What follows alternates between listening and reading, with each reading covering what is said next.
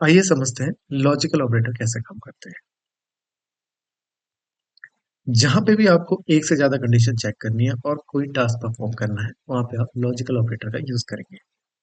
Programming में हम जब इस्तेमाल करेंगे तो वहां आपको बिल्कुल क्लियर हो जाएगा। यहाँ पे आप बस समझ लीजिए कि ये करते क्या है काम। तीन हमारे पास लॉजिकल ऑपरेटर हैं: एंड ऑपरेटर, और ऑपरेटर, नॉट ऑपरेटर। ये उनके साइन है एम्परसेंड, एम्परसेंड, बार बार, सीधे डंडे को बार बोलते हैं, बार बार, और ये है आपका एक्सक्लेमेशन मार्क। तीन ऑपरेटर पहले ये समझ लेते हैं ये कैसे काम करता है। ये ऑपरेटर क्या आपको आउटपुट देता है, किस बेसिस पे आपको आउटपुट देता है, ये हम पहले समझ लेते हैं।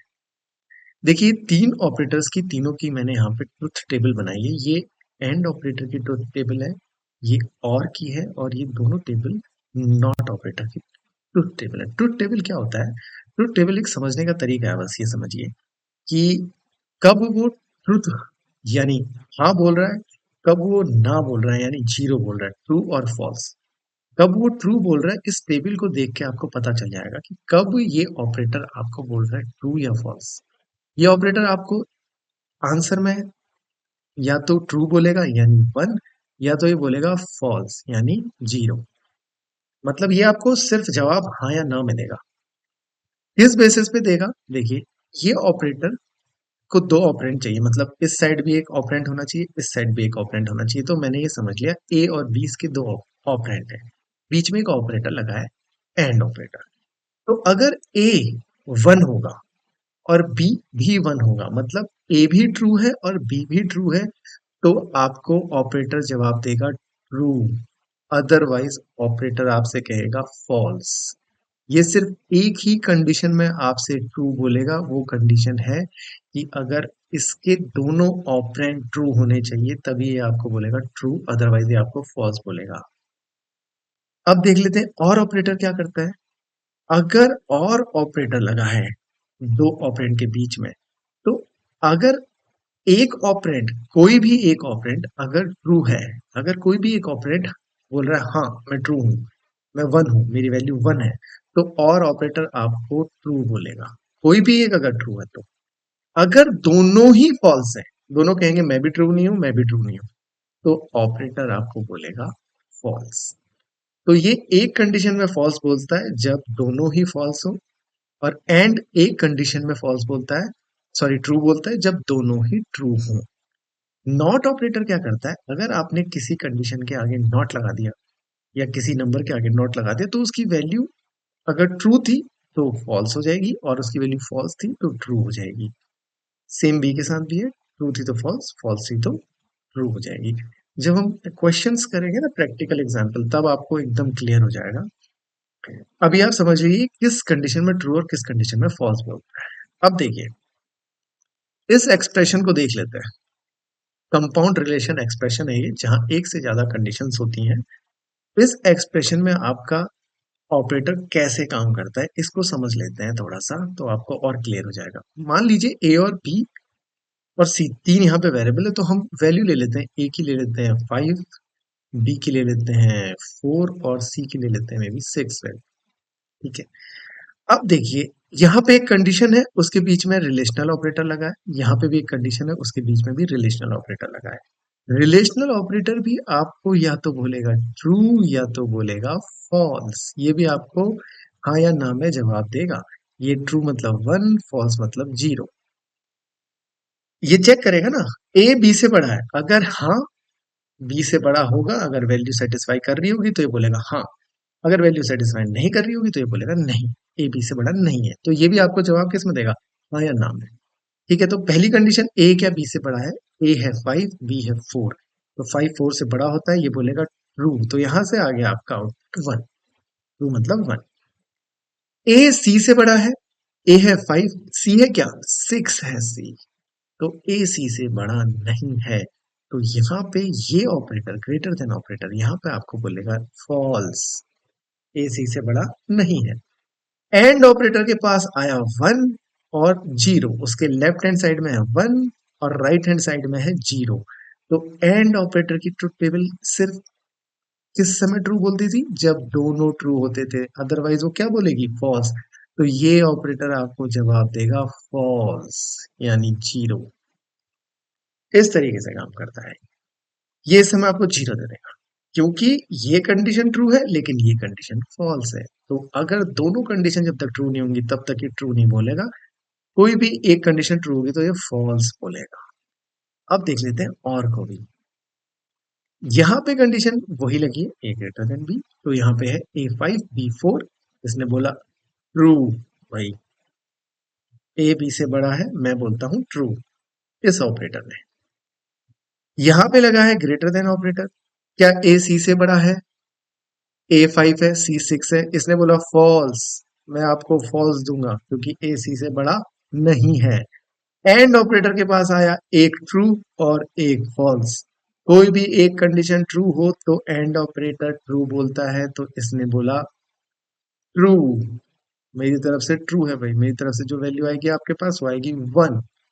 तो इस तरीके से आप चेक करेंगे कि आपको कैसे परफॉर्म करना है प्रोग्राम में। अगर वो कंडीशंस हम देखेंगे प्रोग्राम जब करेंगे तब हम देखेंगे डिटेल में। भी मेरे ख्याल से आपको समझ में आ गया होगा कि एंड ऑपरेटर और ऑपरेटर और नॉट ऑपरेटर कैसे काम करता है। नॉट का सिंपल है, अगर ए की वैल्यू है 1 और आपने नॉट ए लिख दिया तो ए की वैल्यू हो जाएगी 0 क्योंकि वो ट्रू था, अब वो हो जाएगा फॉल्स। आइए लॉजिकल ऑपरेटर को एग्जाम्पल के साथ समझ लेते हैं। लॉजिकल ऑपरेटर हमारे पास सी में 3 है, एंड और नॉट। लॉजिकल ऑपरेटर हम तब यूज करते हैं जब हमें मल्टीपल कंडीशंस चेक करनी होती हैं, एक से ज्यादा कंडीशन चेक करनी होती है और उस बेसिस पे कुछ काम करना होता है, तब हम लॉजिकल ऑपरेटर यूज करते हैं। तो आइए देखते हैं कि लॉजिकल ऑपरेटर हमें क्या आउटपुट देता है। तो यहाँ पे मैंने मेन फंक्शन बनाया है, मैंने 3 वेरिएबल डिक्लेयर किए हैं, ए बी और सी। मैं प्रिंट एफ लिख रहा हूँ, यहाँ पे मैं अपने लॉजिकल ऑपरेटर का आउटपुट प्रिंट करूंगा। Output is percentage D. इस परसेंटेज जी की जगह हमारे लॉजिकल ऑपरेटर का आउटपुट आएगा। लॉजिकल ऑपरेटर बाइनरी ऑपरेटर है तो उसको एक दो ऑपरेंड की जरूरत है, एक लेफ्ट हैंड साइड और एक राइट हैंड साइड।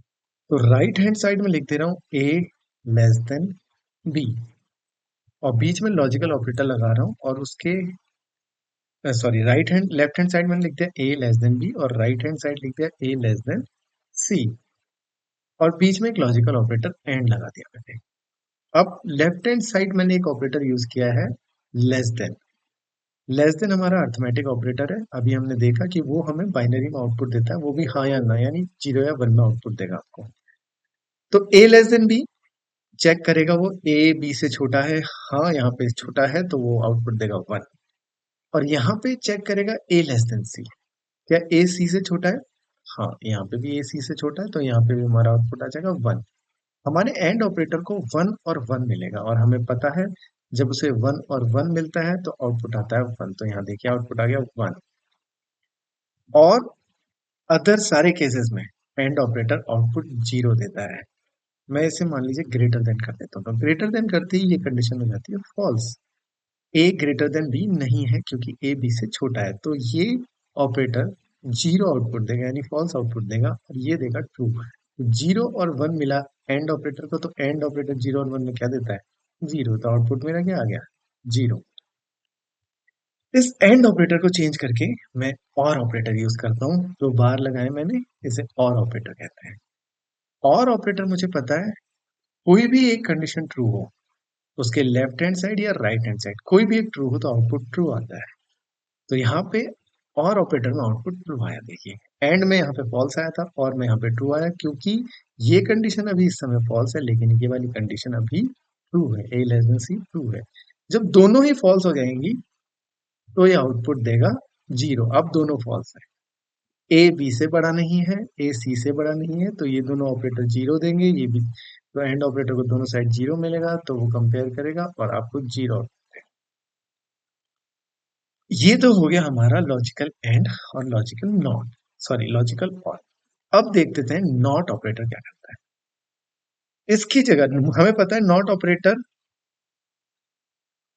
नेगेट मतलब उसकी वैल्यू को उल्टा कर देता है, मतलब 0 को 1 कर देता है, 1 को 0 कर देता है, नेगेट नहीं करता है। ठीक है, वैल्यू को नेगेटिव नहीं करेगा। जैसे कि फॉर एग्जांपल मैं यहाँ पे नॉट ए लिख देता हूँ।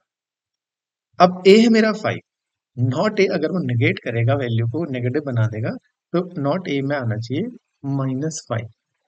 रन करके देखते हैं क्या आता है। देखिए जीरो आया, -5 नहीं आया। इसका मतलब है कि वो वैल्यू को नेगेट नहीं कर रहा, वो सिर्फ वैल्यू को चेंज कर रहा है, 0 से 1 में और 1 को 0 में।